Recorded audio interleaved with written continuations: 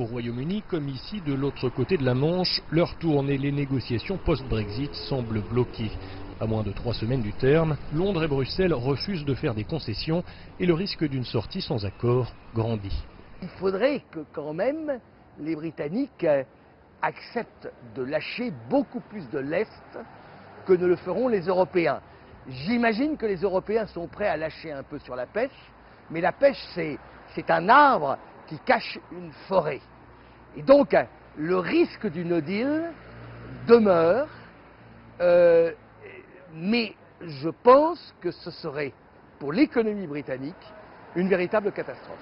Sans accord, les échanges entre Londres et l'UE, son principal partenaire, se feraient selon les règles de l'OMC, synonyme de droits de douane et de quotas.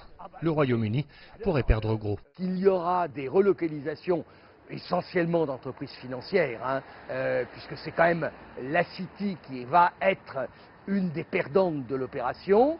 Mais il n'y a pas que Paris, ils peuvent aller à Francfort, il y en aura peut-être à Luxembourg. En effet, les entreprises financières britanniques font tout pour ne pas perdre leur accès au marché européen. Depuis le vote de 2016 sur le Brexit, plus de 500 sociétés ont déjà déménagé leurs activités dans des pays de l'Union, selon cet expert. On note que Paris apparaît en deuxième position après Dublin en nombre de mouvements liés au Brexit.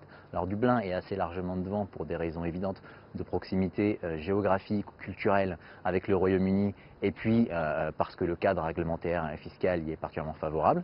Mais Paris donc apparaît en deuxième position devant Luxembourg, Francfort et Amsterdam. Quelques noms prestigieux comme Goldman Sachs, JP Morgan et l'autorité bancaire européenne ont par exemple choisi Paris.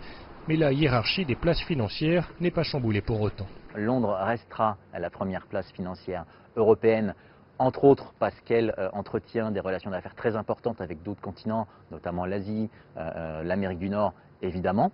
Mais cette place pourrait être légèrement fragilisée par le Brexit. Ce qui émerge, c'est plutôt l'apparition d'un système financier multipolaire, plutôt qu'un système hyper centralisé comme c'était le cas depuis quelques temps.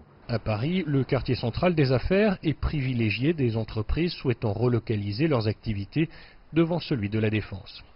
Beaucoup d'entreprises attendent la fin de cette dernière ligne droite de discussion car pour l'instant, difficile d'y voir clair. Les négociateurs britanniques et européens assurent qu'une décision sera prise ce dimanche au plus tard.